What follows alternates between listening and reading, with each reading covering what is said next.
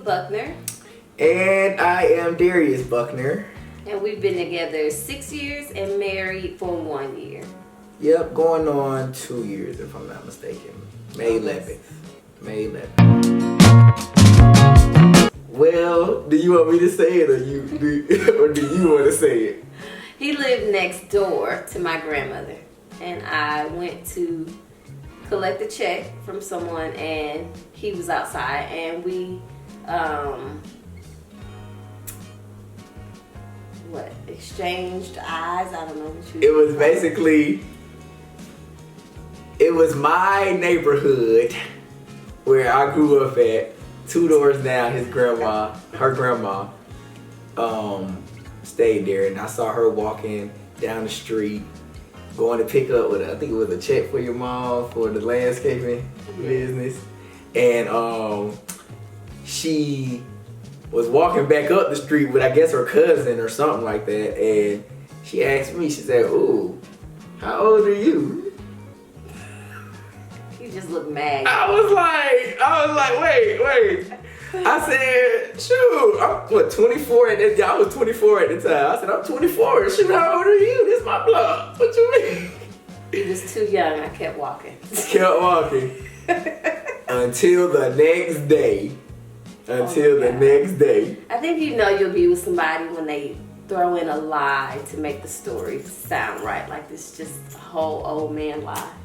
He says I flagged him down, and I'm like, no, I was waving hey. Let him tell it. I was like, come here, come. Her grandma stayed this way, the exit was this way. There go these lies. The exit was this way. And she say, so what I did was, I looked at my little side mirror.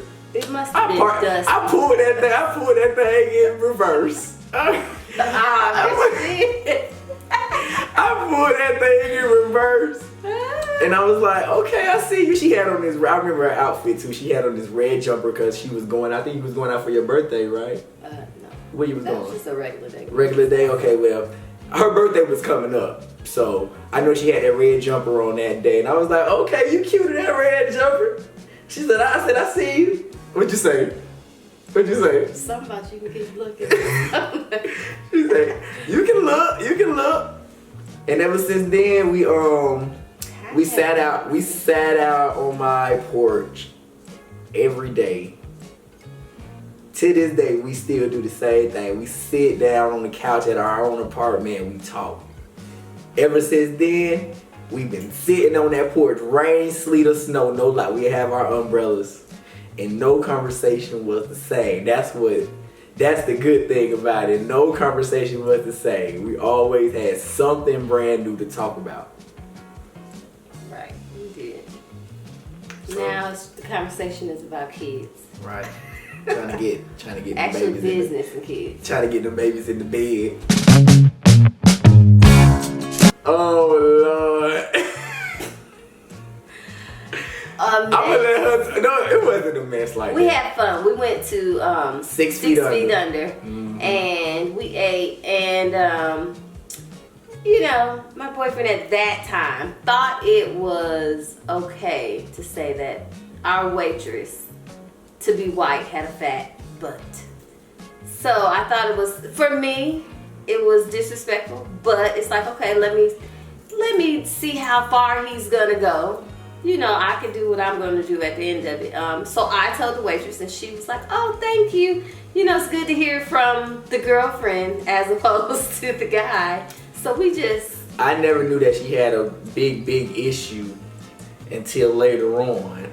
Well, it wasn't an issue. Because we was laughing about it at the table. It wasn't an issue. It was more or less like, I said how people would respect you. I said for a white girl, she got a fat butt. Oh, that's what I said, verbatim. That's exactly what I said. TMI. And I said, babe. And she looked. Oh my God. She looked. Long story short, it went fine. It went fine though after that, because it wasn't no dwelling on. It wasn't no dwelling on the white girl and nothing like that. It was just having conversation. That was my test to see how comfortable I can be with her. Lies. That was not his test. Oh my goodness. Now, 6 years later, it's a test. It ain't no test now. I done passed it. We married. We are invested. Oh. We are invested.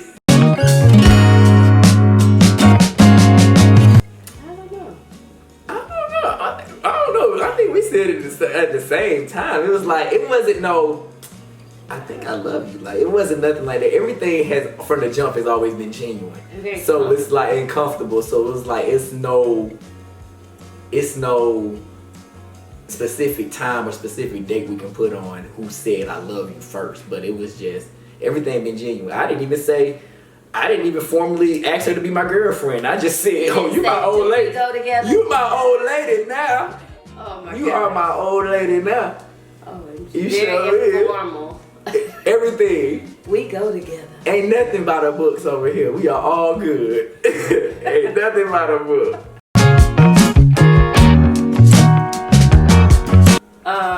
He was very funny.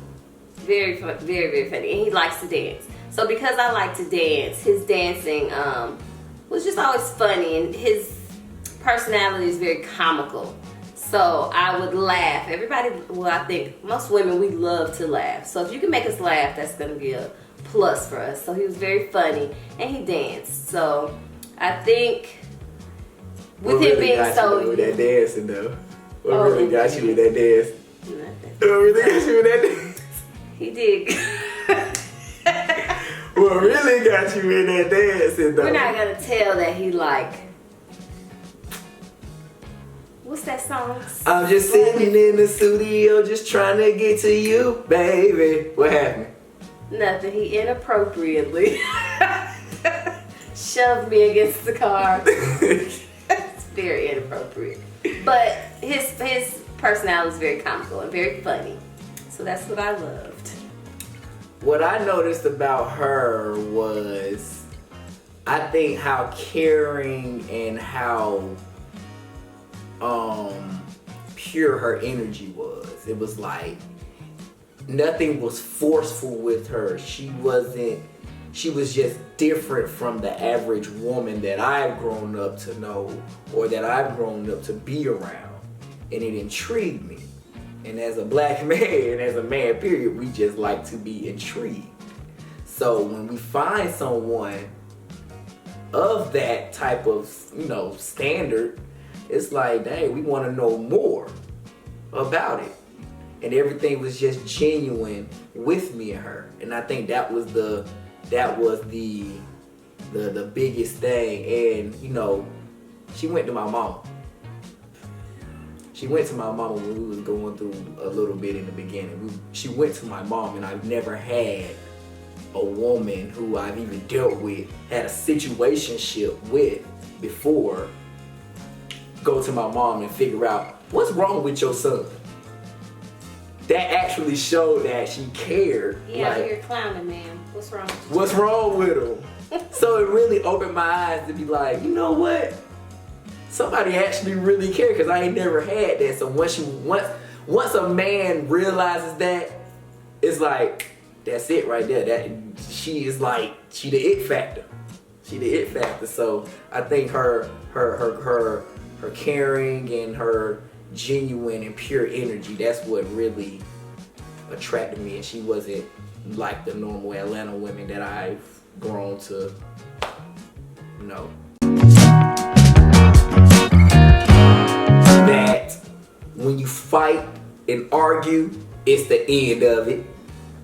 That's the biggest thing when people are married, even if they're boyfriend and girlfriend or engaged. When they argue and when they fight, they feel like it's the end.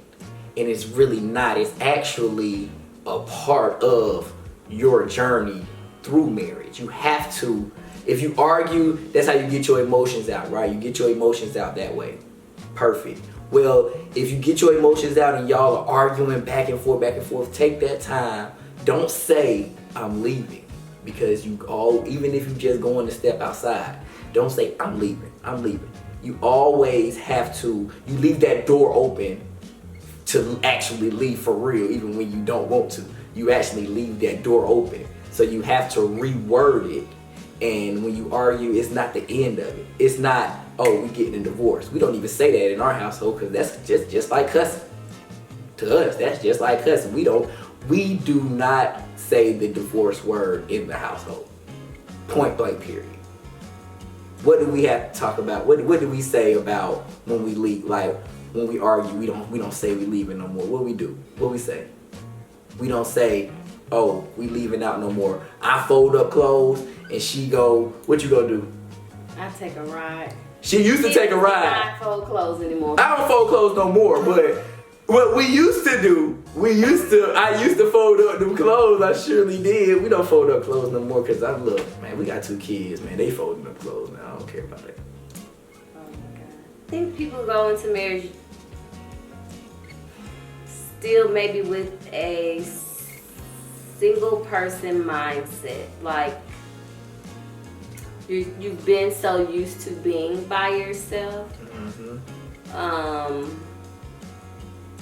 And then to have someone move in and they can't never go nowhere. Like you can never leave them. They're gonna always be there. Just learning to accept the different ways to combine 2 different personalities, 2 different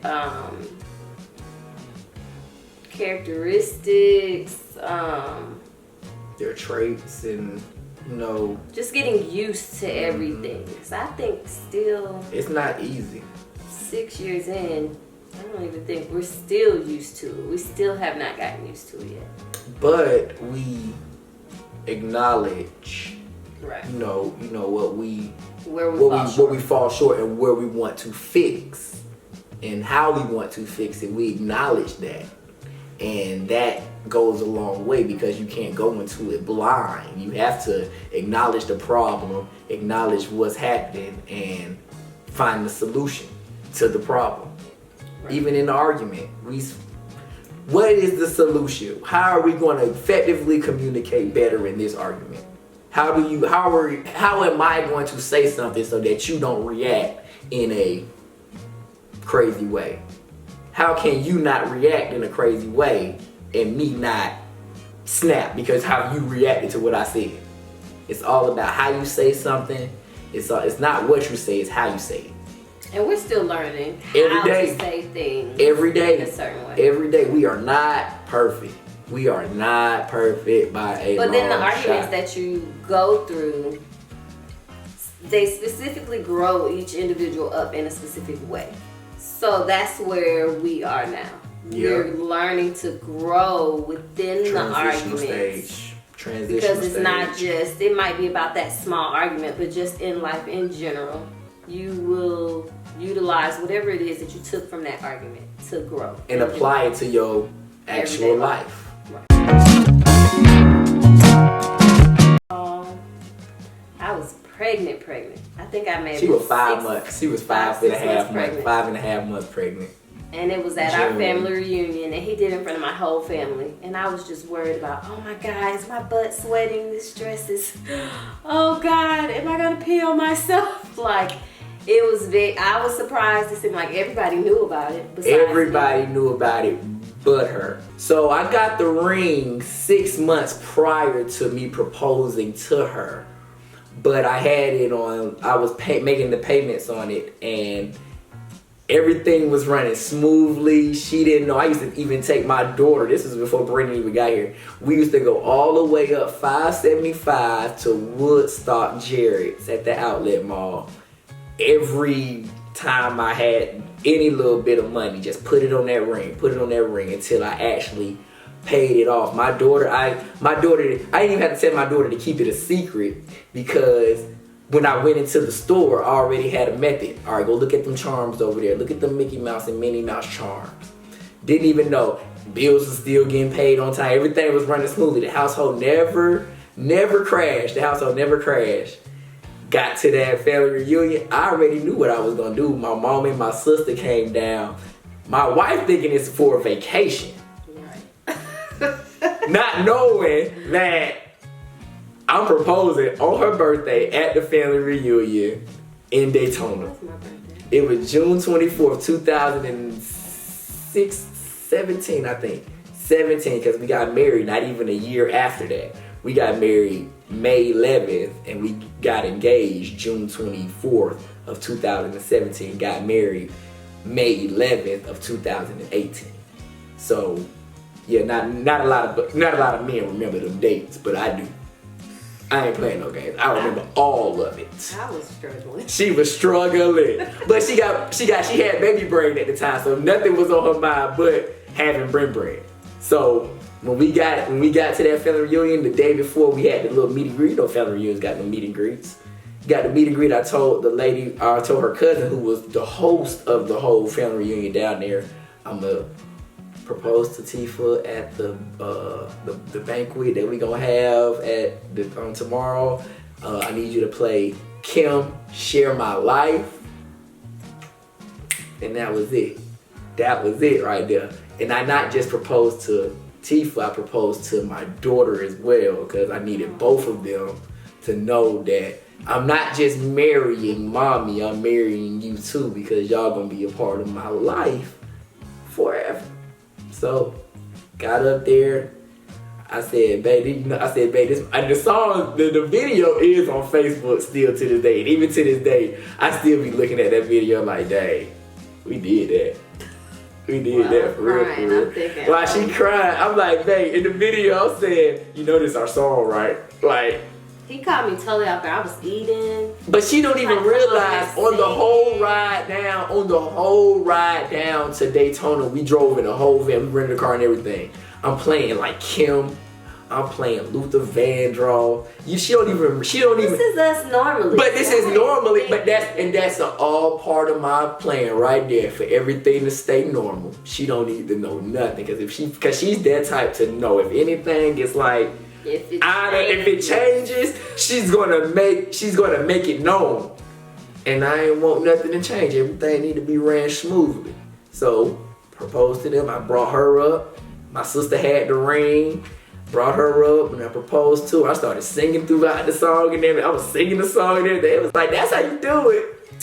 That's how you do it. No, my cousin was like, oh my God. Oh yeah.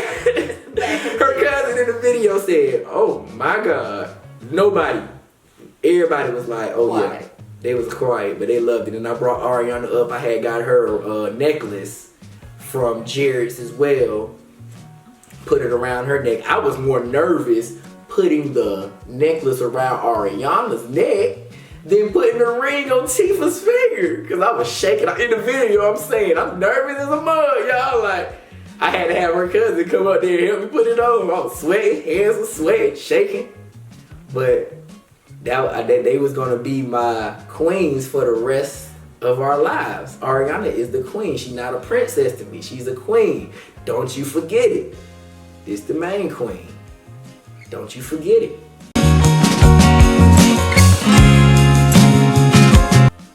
And she asked me that too. She asks me that too.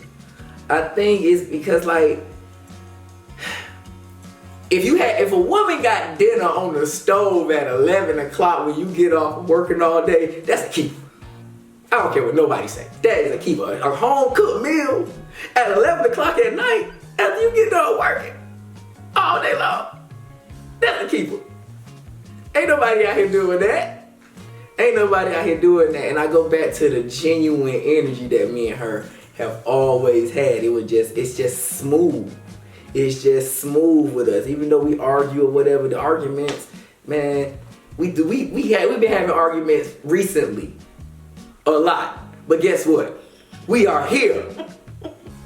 We are here. We've had arguments recently, but we took that time. We won't even talk to each other for an hour or two, but we'll come back and say, well, you know what, babe, I'm sorry. I apologize for the way I said this. I didn't mean it this way. Or I'm sorry for coming down on you like this. I didn't mean it. I just want us to be better. I just want us to grow. just stuff like that.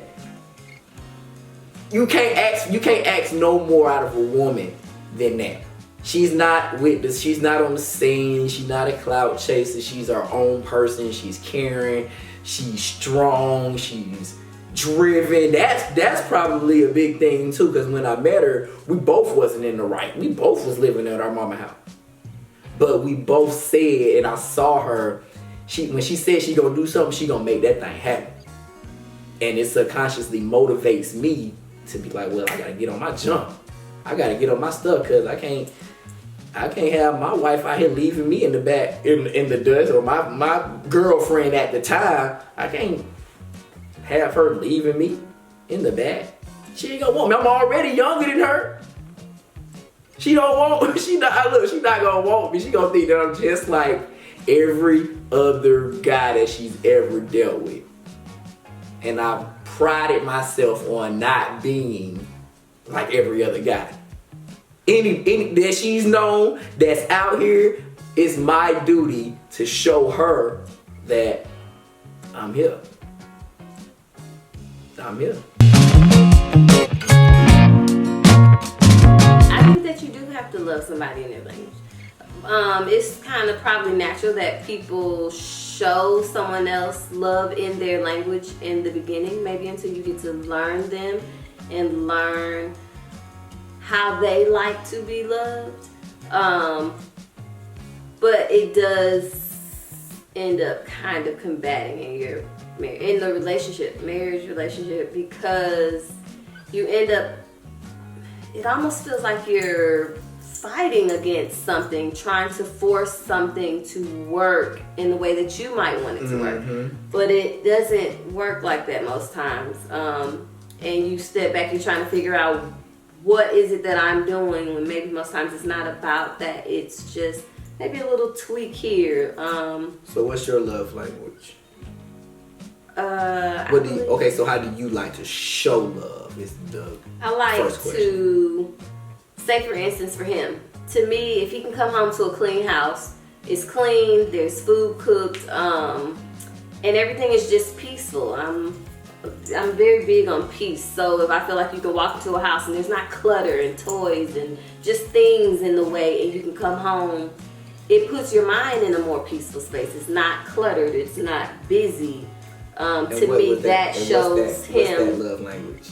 What's it called? What is it? Acts of service, maybe? Yeah. So I feel like if I can show him in those ways, then when you come home, this is not something that you're worried about. You come in from a stressful day.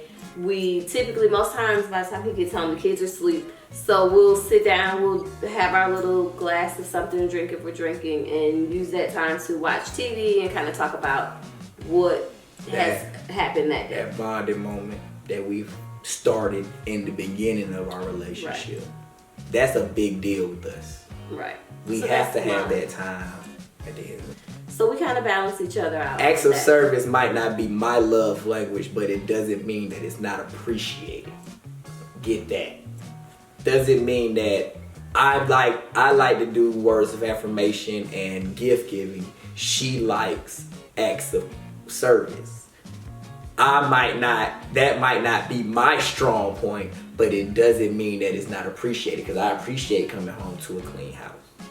But she also appreciates words of affirmation as well, and also appreciates gifts here and there to show that she is appreciated throughout the house and throughout life and our marriage and stuff like that. And the words of affirmation is a big deal, because you have to, as a husband, it is your duty. I ain't talking about for wives, I ain't talking about for girlfriends or fiancés. I'm talking about as a husband, or boyfriends or whatever. You have to, it's our duty to lift up our women, because they aren't like us. They're not like us. They're a little bit more emotional than we are. They just go about it a different. We are emotional, but we act out in a different way than they do. You get what I'm saying? So it's our duty to, if she's not feeling pretty that day, it don't matter. Tell her she beautiful. Even with taco breath, tell her she beautiful. Even with that broccoli in the tea, let me get that out your teeth, babe. You still fine. It taking a long way, because society already make it hard for black men and women to find real love out here for real. So it's like, when you get that one, you got to like at least show them and tell them that they fine. Like, they bad on a regular day basis. Do I not tell you on a regular day basis that you bad? No matter what I see on Instagram, no matter what I see on Facebook, that don't matter. Big panties and all. Big draws and all. Big draws and all. Gotta love them flaws. Yeah. It don't matter. She got something that the plastic surgery girls don't got. That's these 2 kid baby. That these two, I'm telling you, these 2 kids, they gonna run you crazy. They gonna run you crazy. But we work good as we work good as partners and in marriage, so it's a plus on both. Dang. We don't. We've been bad with that because we have been working a lot. So the time that when we come together at night, that's our time together, and we've done that probably since we met each other. Come together at the end of the day for that time before we go to bed. Date night has become family date night. We drag the kids with us. We have done really horrible at that, but right. we need to get better at dating. We have been on dates without them, but we don't be really wanting to put our kids on nobody. I think that's a big deal for me. Like, if we gonna go on a date, all right, we all going to a restaurant. What we gonna eat? That's me. And I'm a big family guy. Everybody know that. I'm a big family guy. I don't care about. I know. Not even that. I mean, most of our family and friends live 40 minutes away from us. So to go on a date means to drive 30 minutes this way to drop them off outside of our way, maybe, and then go back that way to pick them up to go 30 minutes back home. So we need to be better about that. Be more intentional about dating each other this year. Well, Valentine's Day, we going on a date with each other. No, that's later on. That's later on in the day. Oh, they going to the daycare.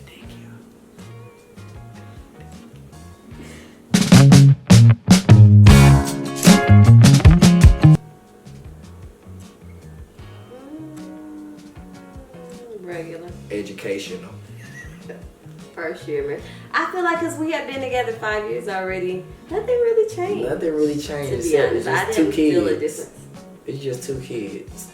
Oh, Rembrandt did come after. Rembrandt came right after the wedding. In the wedding. No, yeah, he came right before the wedding because we got. It was about 6 months. Right. 7 months by the time we got to. But the first year of marriage, it was educational. I mean, it felt like we was already married anyway, so. So I don't think much changes. I Right. mean, We just grow as husband and wife and as partners in life. We just learn. we didn't have much change going on, so it was all pretty much normal and regular.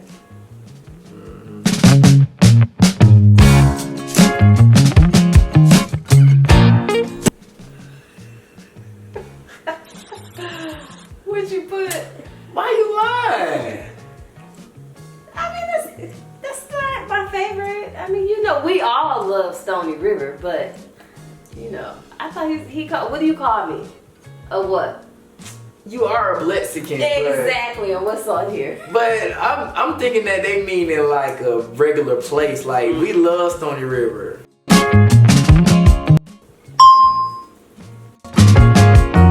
Ain't even looking at it. Hold up.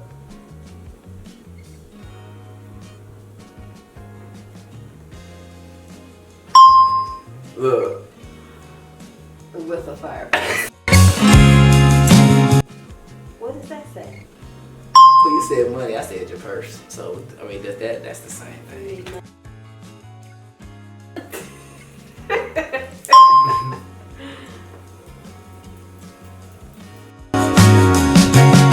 She know me, she get it right. It was a bop in it. Describe Darius's favorite outfit.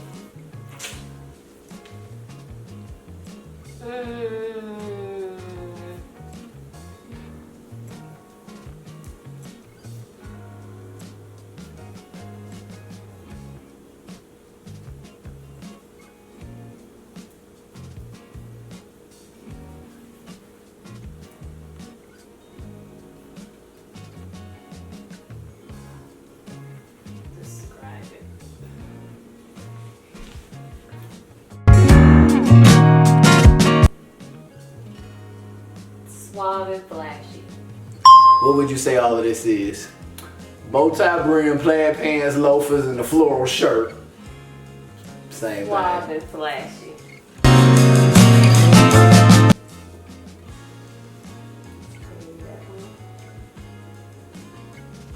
What I said? Playing the game. I said playing the game, singing and rapping.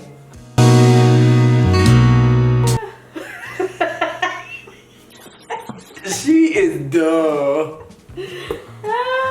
Where you put it? I put like Italy or Oh God, he ain't thought about it. The house. I put the house. The baby in the house.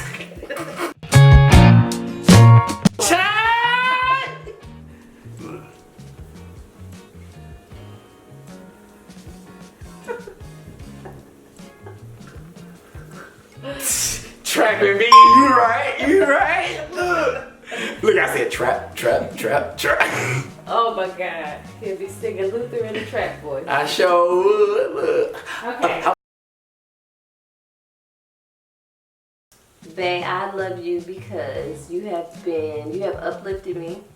You have been a great husband and father to our children, and you push us to be better every day and to continue to grow, so we can have generational wealth and things for the children and for ourselves to look forward to in the future. Babe, I love you because you taught me how to be vulnerable to women. You taught me how to be strong and to carry the family on the back as a husband is supposed to do. And you subconsciously motivated me to just become a better man in general. And for that, I love you. Cheers. Love is genuine.